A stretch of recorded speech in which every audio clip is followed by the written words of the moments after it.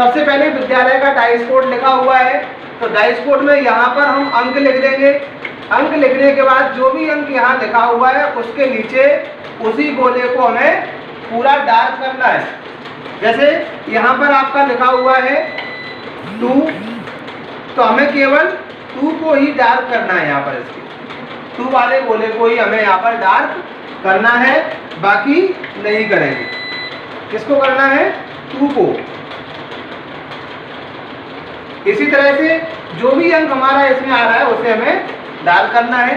इसके बाद हम देखते हैं इसका डेट ऑफ बर्थ में। तो डेट ऑफ बर्थ में आपको दिन, महीना और साल ये लिखना है। डीडी का मतलब जो आपकी डेट है, 1 से लेके 9 तारीख तक जिसका जन्मदिन आता है वो अपना पहला अक्षर 0 लिखेगा और बाद में जो भी आपकी 1 से लेके 9 तक डेट आती है उसमें से हम डेट लिख लेंगे। इसी तरह से महीने वाले भी हमें 2 अंकों में लिखना है। अगर किसी का अब सितंबर तक आता है, सितंबर तक का है, 9 महीने तक का किसी का जन्म मंथ आता है तो पहला अक्षर 0 आएगा और दूसरे में हम 1 2 3 4 5 6 7 8 9 लिखेंगे। ईयर में हमें साल के अंतिम 2 डिजिट, जैसे किसी का जन्म 2013 का है, 2011 का है, तो हमें केवल 11 का है तो हम 1 और 1 इसी को केवल हमें लिखना है। ठीक है, तो इस तरह से हमें 11 के लिए यहाँ हम लिखेंगे 1। अगर किसी का जन्म है आपका 9 फरवरी 11 तो हमने यहाँ कर दिया 0 और इस पर करेंगे हम 9 पर। यहाँ कर दिया हमने कौन सा 0 और यहाँ करेंगे कौन सा हम दूसरे वाले को, और 11 के लिए 1 इस तरह से हमें इनको डार्क करना है। आगे हम देखते हैं नेक्स्ट, और हमें क्या भरना है इसका आधार नंबर। तो आपका जो भी आधार नंबर आता है उस आधार नंबर को हम यहाँ पर फिल कर देंगे और इसके नीचे के गोलों को हम उसी नंबर को फिल करेंगे। ईयर ऑफ एडमिशन, आपने विद्यालय में जिस साल प्रवेश लिया है, जैसे कोई कक्षा 8वीं में ही प्रवेश लिया है तो 2021 का ही होगा, 7वीं में लिया था 2020 होगा और 6वीं में लिया था 2019 होगा। इस तरह से जब आपने विद्यालय में प्रवेश लिया है वो हमें लिखना है। सेक्शन सभी का ए है, अगर किसी विद्यालय में ए से ज़्यादा होते हैं तो हम यहाँ पर जो भी सेक्शन है वो लिख देते हैं और उसी के नीचे जाके हमें ए है तो हमने ए लिख दिया और ए को हमें डार्क कर देना है। स्टूडेंट आईडी, इसमें हमें अपना रजिस्टर नंबर जो आपका हाजिरी का नंबर है उस नंबर को हम यहाँ पर लिखेंगे और उसी के नीचे वाले गोलों को इस पर हम क्या करेंगे डार्क करेंगे, यानी 7 को ड्रॉ करना है। ग्रुप, अगर कोई कैटेगरी में जैसे आता है, कोई पिछड़े वर्ग का है, एससी का है, एसटी का है, जिसका भी है, अगर ओबीसी का है तो हम 3 को करेंगे, एसटी का है तो 2 को करेंगे और जिस ग्रुप में आता है उसे हमें केवल उसी गोले को डार्क करना है। मीडियम में अभी यहाँ पर कुछ दिया नहीं है, जब पेपर होगा तो हिंदी के लिए क्या कोड दिया जाता है, इंग्लिश के लिए क्या कोड दिया जाता है वो हम लिखेंगे, अगर नहीं दिया जाता है तो खाली छोड़ देंगे। नेक्स्ट हम आगे देखते हैं और क्या है इसमें। तो ये थी सामान्य जानकारी, अभी आगे की और देखते हैं। जैसे ये आपका है रूरल यानी ग्रामीण, आपका विद्यालय गांव में है या शहर में, कहाँ है, कहाँ पर है, शहर में, तो हम यहाँ पर शहर के लिए 2, तो 2 को हम डार्क कर देंगे। स्कूल कैसा है आपका, सरकारी है तो गवर्नमेंट में कर देंगे।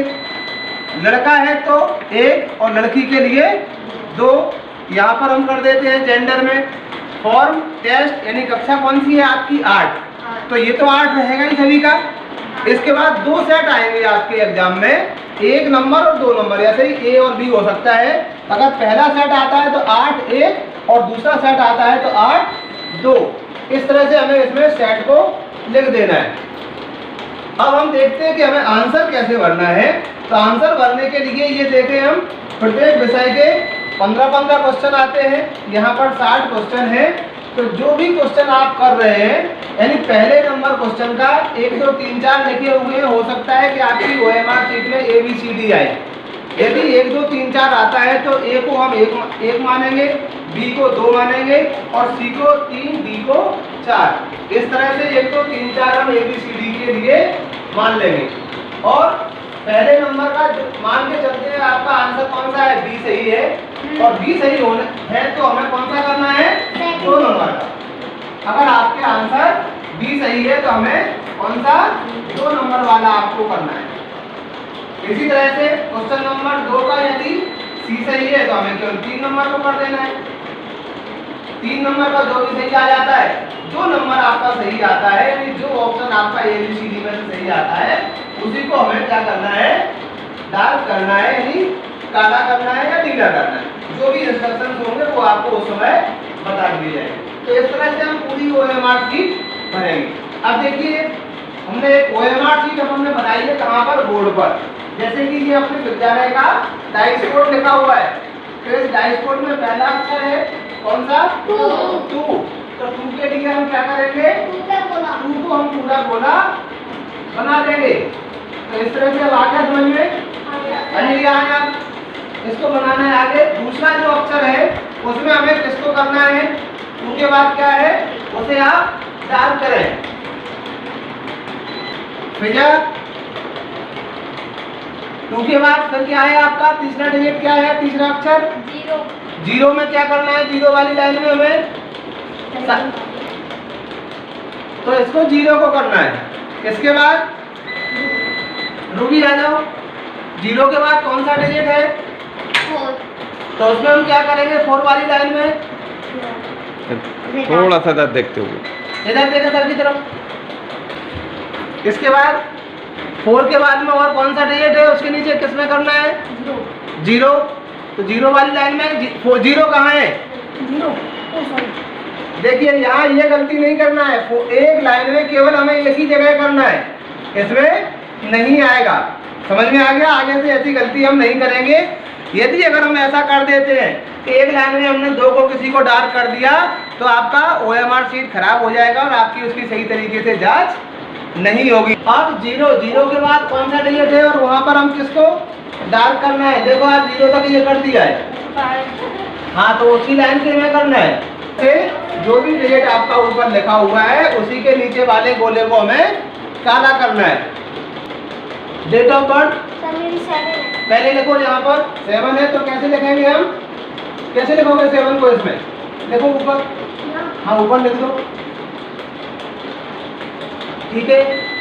आपका डेट ऑफ बर्थ है 7/10/2007, तो 2007 के लिए केवल 7 लिखेंगे आप, 2007 का जन्म है आपका, हाँ तो आप ये लिखेंगे। अब इसको हमें करना है डार्क, तो कैसे कैसे करेंगे,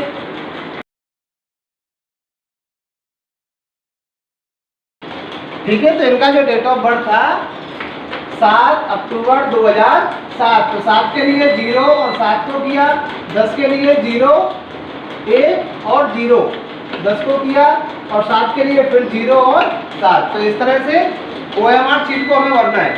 अब आगे से इस तरह की गलती नहीं करेगा कोई, जैसे कि यहाँ पर किया हुआ था, ठीक है।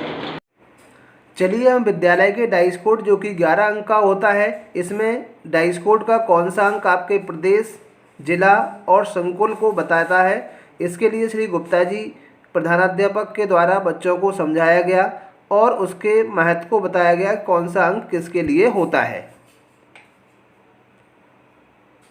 ये नंबर है पूरे मध्य प्रदेश में, अगर ये नंबर अपन डालेंगे तो हमें सामने आ जाएगा कि ये हमारा विद्यालय। जैसे हम पोर्टल पर डालेंगे और ये नंबर डालेंगे एजुकेशन पोर्टल पे, वैसे हमारे सामने ये आ जाएगा कि ये विद्यालय कौन सा है, 52 पाएगा। अब इसके अंदर ये 2 है, ये 2 लिखा हुआ है, 3 लिखा हुआ है। ये खाने कितने बने हैं, 1 2 3 4 5 6 7 8 9 10। इसमें शुरू से 0 से शुरू करते हैं, फिर 1 2 3 4 से 9 तक आते हैं। यहाँ पर जो अंक लिखा रहता है उसको क्या करते हैं, उसके नीचे वाली लाइन में क्या करते हैं, उसे काय से भरते हैं, पेंसिल से या बॉल पॉइंट पेंसिल, जेल वाली से नहीं भरना, ठीक है ना। उसको कैसा करते हैं, ये देखा आपने डार्क है, 2 नंबर पे कर दिया अपन ने, ये कितना लिखा है 3, तो ये 3 पे हो गया। ये शुरू का 23 नंबर क्या होता है पता है आपको, 23 नंबर हमारा स्टेट का नंबर है, हमारे जिले पूरे मध्य प्रदेश का नंबर है। ये जब 23 नंबर दिखता है इसका मतलब क्या है, हम कौन सी स्टेट में, मध्य प्रदेश में। इसके बाद में 04 का मतलब क्या हुआ, ग्वालियर जिला आ जाता है 04। और फिर आता है 05। 05 क्या होता है?